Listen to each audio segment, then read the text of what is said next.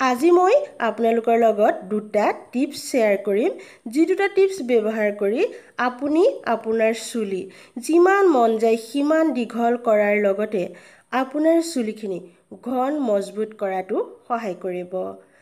এই টিপছ দুটা মই দুটা ষ্টেপত আপোনাক কম। দুইটা ষ্টেপ যদি আপুনি মই কোৱা মতে ফলো কৰে আপোনাৰ চুলি দীঘল হ'বই। আহকচোন আমি এই টিপছ দুটানো কি ভালদৰে জানি লওঁ।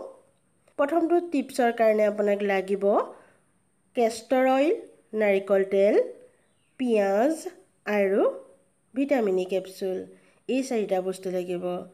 এতিয়া আহক এই চাৰিটা বস্তুৱে আমি কেনেকৈ বনাম পেকটো। প্ৰথমে আপুনি পিঁয়াজটো পিহি তাৰ এচামুচ কেঁচা ৰস উলিয়াই ল'ব। তাৰপিছত ল'ব এচামুচ কেষ্টৰ অইল, এচামুচ ল'ব নাৰিকল তেল আৰু সেই মিশ্ৰণখিনিতে এটা ভিটামিন ই কেপচুল মিহলাই ল'ব। এইখিনি আপুনি ৰাতি সানিব। ৰাতি সানি ৰাতিটো তেনেকৈ থাকিবলৈ দিব। পুৱা আপুনি ২ নম্বৰ ষ্টেপটো কৰিব।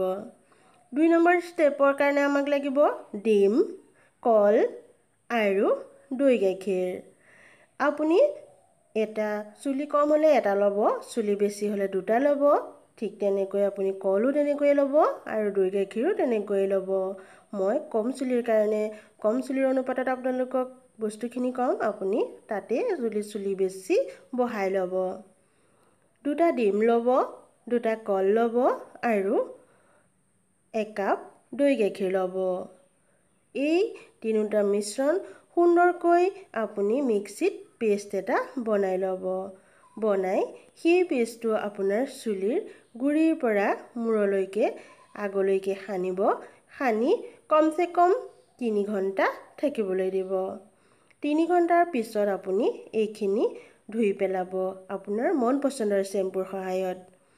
এই যি দুটা টিপছ মই আপোনালোকক ক'লোঁ সপ্তাহত মাত্ৰ 3 দিন কৰক। 3 দিনকৈ আপুনি কমচে কম 2 সপ্তাহ কৰক। চাওক আপোনাৰ যদি চুলি সৰি আছে সেই চুলি সৰাৰ সমস্যা বন্ধ হৈ গৈছে, লগতে আপোনাৰ চুলিখিনি চিল্কি চাইনি হৈ পৰিছে।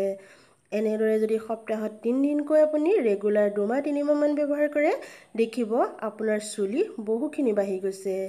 আপুনি একো ব্যৱহাৰ নকৰিলেও এই দুটা টিপছ যদি আপুনি দৈনন্দিন জীৱনত আপুনি ব্যৱহাৰেই কৰি থাকে, ৰেগুলাৰ ব্যৱহাৰ কৰি থাকে, তেতিয়াহ'লে আৰু কোনোদিন আপোনাৰ চুলিৰ সমস্যা নাহিব। ভিডিঅ'টি চাই নিশ্চয় আপোনাৰ ভাল লাগিল। যদি ভাল লাগিল তেতিয়াহ'লে আপোনালোকৰ পৰিয়ালবৰ্গ আৰু বন্ধু বান্ধৱীৰ লগত শ্বেয়াৰ কৰিব।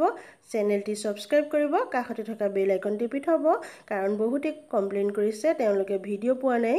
মই যিহেতু ডেইলি ভিডিঅ' আপোনালোকৰ মাজত আপলোড কৰি থাকোঁ, কিন্তু তাৰ মাজতে কিছুমান বন্ধুৱে পোৱা নাই বুলি কমপ্লেইন কৰিছে। নিশ্চয় তেওঁলোকে বেল আইকন টিপি থোৱা নাই, নহ'লে আমাৰ যি ইউটিউবৰ টেকনিকেল প্ৰব্লেমৰ কাৰণে হয়তো সেইখিনি তেওঁলোকৰ ওচৰত ন'টিফিকেশ্যন যোৱা নাই। যদি আপোনালোকে পাইছে নিশ্চয় শ্বেয়াৰ কৰিব। যিসকলে পোৱা নাই তেওঁলোকেও যাতে ভিডিঅ'খিনি পাবলৈ সুবিধা হয়। আজিলৈ আহোঁ এনেকুৱা সুন্দৰ ভিডিঅ' আপোনালোকৰ মাজলৈ লৈ অহাৰ প্ৰতিশ্ৰুতিৰে। নমস্কাৰ।